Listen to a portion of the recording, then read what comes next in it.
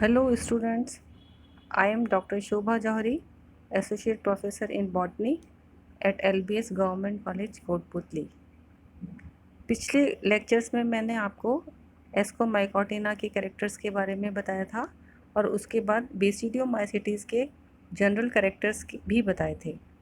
उसी के कंटिन्यूएशन में आज मैं आपको classification of basidiomycotina and general characters के बारे में और कुछ बताना चाहती हूँ। सबसे पहले क्लासिफिकेशन देख लेते हैं। Classification of basidiomycotina, it has 3 classes. First है टीलियोमाइसिटीज़। इसके कैरेक्टर्स हैं basidiocarp lacking, teliospores group into sori और scattered within the host tissue organized into hymenium. इस क्लासेस के मेंबर्स में बेसिडियोकार्प नहीं पाया जाता है। टीलियोस्पोर्स एक ग्रुप में पाए जाते हैं और इस ग्रुप को सोराई या सिंगुलर सोरस कहते हैं, या फिर हाइमेनियम में ये स्पोर्स स्कैटर्ड या बिखरे हुए पाए जाते हैं। इसके अलावा सेप्रोफिटिक या पैरासिटिक मेंबर्स होते हैं। ये सेप्रोफिटिक अर्थात मृतोपजीवी या रेयरली पैरासिटिक अर्थात कभी कभार ये परजीवी भी पाए जाते हैं। Kirk et al. 2001 use the term urediniomycetes for teliomycetes. Kirk et al. ने 2001 में टीलियोमाइसिटीज़ के लिए ही टर्म यूरिडीनियोमाइसिटीज़ यूज़ करी है। Clamp connections are also lacking. इन मेंबर्स में क्लैम्प कनेक्शंस भी नहीं पाए जाते हैं एंड पोर्स आर सिंपल। आपको पहले मैंने बताया था कि बेसिडियोमाइकोटिना में 2 प्रकार के पोर्स पाए जाते हैं, सिंपल पोर्स एंड डोलियोपोर। तो टीलियोमाइसिटीज़ के मेंबर्स में सिंपल प्रकार के पोर्स पाए जाते हैं। नेक्स्ट आ जाती है हाइमेनोमाइसिटीज़, सिनोनिम विद बेसिडियोमाइसिटीज़। हाइमेनोमाइसिटीज़ के कैरेक्टर्स बेसिडियोमाइसिटीज़ के कैरेक्टर्स सेम है, अर्थात कुछ साइंटिस्ट ने जिन कैरेक्टर्स को हाइमेनोमाइसिटीज़ में रखा उन्हीं कैरेक्टर्स को दूसरे साइंटिस्ट ने बेसिडियोमाइसिटीज़ नाम रखा। बेसिडियोकार्प्स जिम्नोकार्पस और हेमीएंजियोकार्पस, इस क्लास के मेंबर्स में जो बेसिडियोकार्प्स पाए जाते हैं अर्थात जो फ्रूटिंग बॉडीज़ होती हैं वो जिम्नोकार्पस या हेमीएंजियोकार्पस प्रकार की होती हैं। बेसिडिया फ्रैग्मोबेसिडिया होते हैं या होलोबेसिडिया भी हो सकते हैं। बेसिडियोस्पोर्स बैलिस्टोस्पोर्स प्रकार के होते हैं। बेसिडियोकार्प जिम्नोकार्पस या हेमीएंजियोकार्पस का अर्थ है इनका मोड ऑफ डेवलपमेंट। अगर कोई बेसिडियोकार्प और उसमें पाए जाने वाले गिल्स अगर ढकी हुई अवस्था में रहते हैं तो वो एंजियोकार्पस मोड ऑफ डेवलपमेंट कहलाता है। इसको इन डायग्राम्स की सहायता से देख लेते हैं। यहाँ देखिए, ये जिम्नोकार्पस मोड ऑफ डेवलपमेंट है, ये जिम्नोकार्पस है। इसमें ये देखिए, ये जो गिल्स पाए जाते हैं ये गिल्स मैच्योर बेसिडियोकार्प में बिल्कुल खुले हुए हैं, एक्सपोज टू एयर्स हैं। इस प्रकार का जो डेवलपमेंट है ये कहलाता है जिम्नोकार्पस डेवलपमेंट ऑफ बेसिडियोकार्प। और दूसरी तरफ ये स्यूडो एंजियोकार्पस डेवलपमेंट है। स्यूडो एंजियोकार्पस का अर्थ हुआ कि ये शुरुआत में कुछ ढकी हुई अवस्था में है गिल्स, ये ढकी हुई अवस्था में है लेकिन ये बाद में एक्सपोज हो जाते हैं, तो ये कहलाता है pseudo angiocarpous type of development of basidiocarps video. इन दो के अलावा ये तीसरे प्रकार का डेवलपमेंट जो है वो कहलाता है hemi angiocarpous development of basidiocarp. Hemi angiocarpous development में देखिए, ये शुरुआत में बेसिडियोकार्प कंप्लीटली कवर्ड दिखाई देता है। जैसे जैसे इसका थोड़ा डेवलपमेंट होता है तो ये अंदर से अपनी मेन बॉडी से पाइलियस से अलग होने लगते हैं और कंप्लीट मैच्योर होने पर ये पूरे एक्सपोज हो जाते हैं। ये जो लाइंस दिख रही हैं आपको ये गिल्स होते हैं और इन गिल्स से ही बेसिडियोस्पोर एक्सपोज होते हैं एयर में। इसके बाद देखिए हेमी एंजियोकार्पस डेवलपमेंट में ये एक और प्रकार का डेवलपमेंट है। ये देखिए कंप्लीट फुटिंग बॉडी है। इसमें दो प्रकार के व्हील्स पाए जाते हैं। एक तो है ये इनर व्हील, ये अंदर की तरफ है, और ये यूनिवर्सल व्हील, ये जो बाहर की तरफ है। जब ये बेसिडियोकार्प कंप्लीट मैच्योर होता है तब इसके भी गिल्स जो हैं वो कम्प्लीटली एक्सपोज होते हैं। इस प्रकार के डेवलपमेंट ऑफ बेसिडियोकार्प पाए जाते हैं बेसिडियोमाइसिटीज़ में। तो हमने ये देखा कि हाइमेनोमाइसिटीज़ में जिम्नोकार्पस या हेमी एंजियोकार्पस प्रकार का बेसिडियोकार्प का डेवलपमेंट पाया जाता है। बेसिडिया फ्रैग्मोबेसिडिया या होलोबेसिडिया होते हैं, अर्थात या तो सेपरेट होते हैं, सेपरेट कंडीशन को हम फ्रैग्मोबेसिडिया कहते हैं, और एसेपरेट बेसिडिया को होलोबेसिडिया कहते हैं। बेसिडियोस्पोर्स बैलिस्टोस्पोर्स, अर्थात अगर बेसिडियोस्पोर्स बहुत फोर्सफुली डिस्चार्ज होते हैं तो वो बेसिडियोस्पोर्स बैलिस्टोस्पोर्स कहलाते हैं। थर्ड क्लास आ जाती है गैस्ट्रोमाइसिटीज़। गैस्ट्रोमाइसिटीज़ में बेसिडियोकार्प एंजियोकार्पस होते हैं, बेसिडिया होलोबेसिडिया होते हैं, बेसिडियोस्पोर्स नॉट बैलिस्टोस्पोर्स। इस क्लास के मेंबर्स में जो बेसिडिया पाए जाते हैं या बेसिडियोस्पोर्स पाए जाते हैं, उनका डिस्पर्सल या डिस्चार्ज फोर्सफुली नहीं होता है, इसलिए ये बैलिस्टोस्पोर्स नहीं कहलाते हैं, बल्कि इस प्रकार के स्पोर्स स्टैटिस्मोस्पोर्स कहलाते हैं।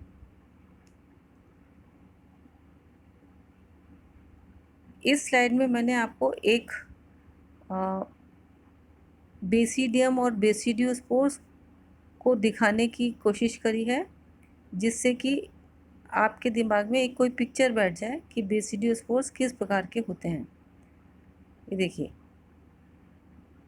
ये एगैरिगस के बेसिडियोस्पोर्स हैं। ये एक फ़ोटोग्राफ है बहुत ही हाई पावर से लिया हुआ, जिसमें कि आपको ये बेसिडियोस्पोर्स ग्रुप्स में दिखाई दे रहे हैं, और इसी में ही आपको मैंने सिंगल बेसिडियम और बेसिडियोस्पोर्स और डिटेल में दिखाने की कोशिश करी है। यहाँ पर देखिए, ये जो दिख रहे हैं ये बेसिडियम है, और इस एक बेसिडियम से ये 4 1 2 3 और ये 4 बेसिडियोस्पोर्स लगे हुए दिखाई पड़ रहे हैं। तो नेचुरल देखने में ये इस प्रकार दिखाई पड़ते हैं। आगे देखते हैं, ballistospores are violently discharge spores, name given by doctor M.K. Donk. Greek word है ये। इसमें बैलो का अर्थ होता है टू थ्रो, एंड स्पोरा का अर्थ होता है स्पोर या seed. Ballistospores violently discharge spores के लिए यूज़ किया जाता है। Passively discharged spores are called statismospores. जिन बेसिडियोस्पोर्स का डिस्चार्ज इतना वायलेंटली नहीं होता है, उन बेसिडियोस्पोर्स को स्टैटिस्मोस्पोर्स भी कहा जाता है। A variety of fungi in Basidiomycota have a single-celled growth form called a yeast, which is derived from budding of a meiospore या बेसिडियोस्पोर। बेसिडियोमाइकोटिना में कुछ विभिन्न प्रकार के थैलस भी होते हैं, जिसमें कि सिंगल सेल फंगस भी पाई जाती है, और इसको ईस्ट कहते हैं। ये ईस्ट मियोस्पोर या बेसिडियोस्पोर की बडिंग से बनती है। यहाँ पर ये ध्यान रखने की बात है कि ये ईस्ट वर्ड हम जो यहाँ पर यूज़ कर रहे हैं, ये एस्कोमाइकोटिना में भी हम यूज़ करते हैं। तो एस्कोमाइकोटिना में जो ईस्ट है वो सैकरोमाइसिस है, लेकिन यहाँ पर सिंगल सेल फंगस के लिए जो कि बेसिडियोमाइसिटिस की कैरेक्टर्स शो करती है, उसके लिए भी हम ईस्ट वर्ड ही यूज़ कर रहे हैं। लेकिन एस्कोमाइकोटिना की ईस्ट और बेसिडियोमाइकोटिना की ईस्ट में अंतर होता है। बेसिडियोमाइकोटिना की ईस्ट में बड स्कार्स पाए जाते हैं, और इसके अलावा भी और डिफरेंसेस होते हैं। तो ये सिंगल सेल फंगस के लिए यूज़ टर्म करी जाती है। Yeast growth form is a rounded or an elongated cell that reproduces asexually by budding, fission or production of forcefully ejected ballistoconidia. Yeast जो है एक ग्रोथ फॉर्म है जो कि एक इलोंगेटेड सेल भी हो सकती है, ये देखिए, जो कि एसेक्सुअली रिप्रोड्यूस करती है, बडिंग द्वारा कर सकती है या फिशन द्वारा कर सकती है या फोर्सफुली इजेक्टेड बैलिस्टोकोनिडिया द्वारा भी कर सकती है। ये इस प्रकार का जो डिस्क्रिप्शन है वो फ्लेजिल ने 1977 में एंड फेल ने 2001 में दिया। Yeast states are widespread across the three subphyla and the term bears no taxonomic implications. Yeast word जो है वो बेसिडियोमाइकोटिना के सबफाइला में यूज़ करी जाती है, लेकिन इसकी कोई टैक्सोनॉमिक इम्प्लीकेशन नहीं है। Species that alternate between a single-celled yeast form and a filamentous growth form are termed dimorphic, in contrast to monomorphic species that have only one growth form. Feld 2001. Feld 2001 में fail नाम के scientist ने 2001 में ये बताया कि जो fungi single cell yeast form and filamentous growth form में ऑल्टरनेशन या एकांतरण करती है, ऐसे स्पीशीज़ को डाइमॉर्फिक स्पीशीज़ कहा जाता है, और इसके विपरीत जिनमें एक ही प्रकार का ग्रोथ फॉर्म होती है, ऐसी स्पीशीज़ मोनोमॉर्फिक स्पीशीज़ कहलाती है। Filamentous form consists of long branching tubular cells known as hyphae, which are divided into compartments by septa and grow at the apical cell. जो filamentous form होती हैं उनके बीच बीच में कंपार्टमेंट्स होते हैं, और इन कंपार्टमेंट्स होने से वो ट्यूबुलर सेल्स में विभक्त हो जाती हैं, और ये जो कंपार्टमेंट्स हैं ये सेप्टम द्वारा विभाजित होते हैं। Septa and grow at the apical cell, ये कंपार्टमेंट सेप्टा द्वारा विभाजित होते हैं और ये एपिकल सेल की तरफ ग्रो होते हैं। Dimorphic species are common in 3 subphyla of basidiomycotina, where the unicellular yeast phase is usually monokaryotic and alternates with a dikaryotic hyphal phase. बेसिडियोमाइकोटिना के 3 सबफाइला में डाइमॉर्फिक कंडीशन बहुत कॉमन है, जबकि यूनिसेल्युलर यीस्ट फॉर्म जो कि मोनोकैरियोटिक होती है वो डाइकैरियोटिक फेज से ऑल्टरनेट करती है। Monomorphic species include the mushrooms and the rusts, where spores germinate by the production of hyphae and a number of exclusively asexual yeast. Monomorphic species में mushrooms and rust शामिल होती हैं, जहाँ पर spores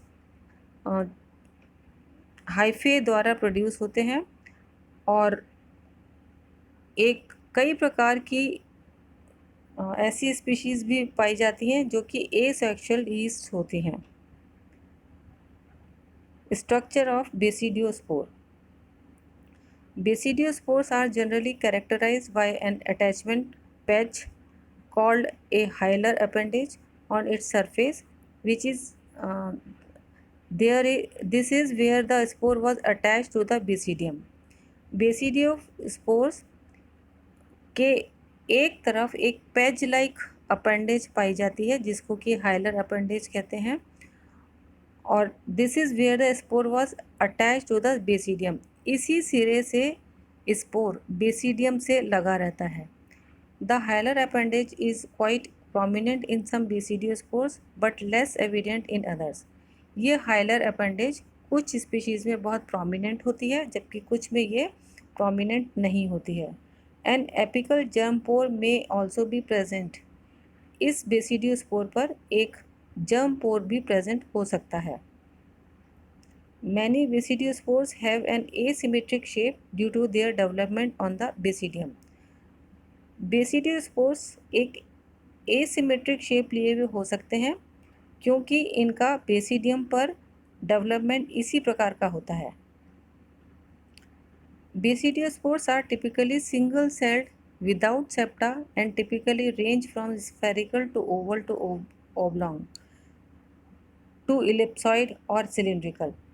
Basidiospores कई प्रकार की शेप्स लिए हुए हो सकते हैं जिनमें कि सेप्टा नहीं पाए जाते हैं और इनकी शेप स्फेरिकल से ओवल, ओब्लॉन्ग, एलिप्सॉइड, सिलिंड्रिकल इत्यादि हो सकती है।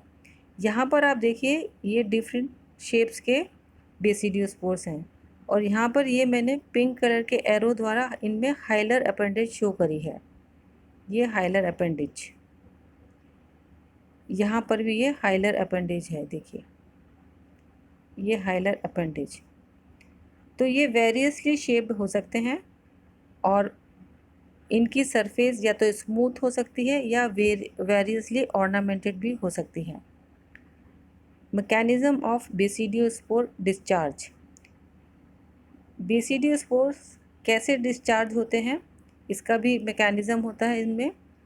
इन most basidiomycota the basidiospores are ballistospores, that is they are forcibly discharge. आपको जैसे कि पहले भी बताया है बेसिडियोमाइकोटा में बहुत सारी स्पीशीज़ में बेसिडियोस्पोर्स फोर्सफुली डिस्चार्ज होते हैं और इन फोर्सफुली डिस्चार्ज बेसिडियोस्पोर्स को बैलिस्टोस्पोर्स कहा जाता है।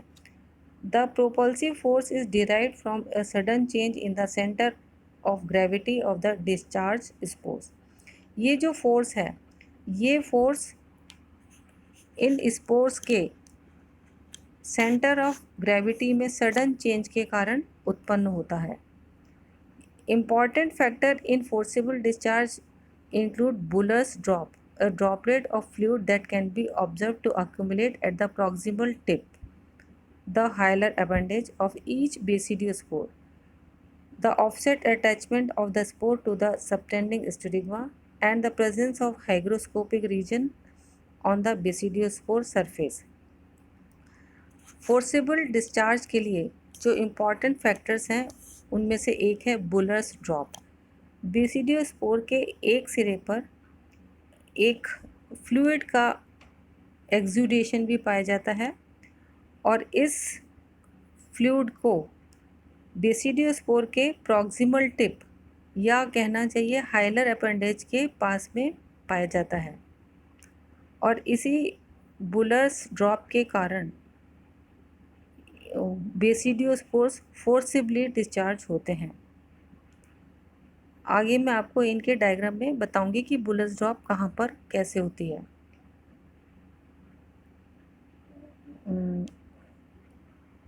Upon maturity of a basidiospore, sugars present in the cell wall begin to serve as condensation loci for water vapor in the air.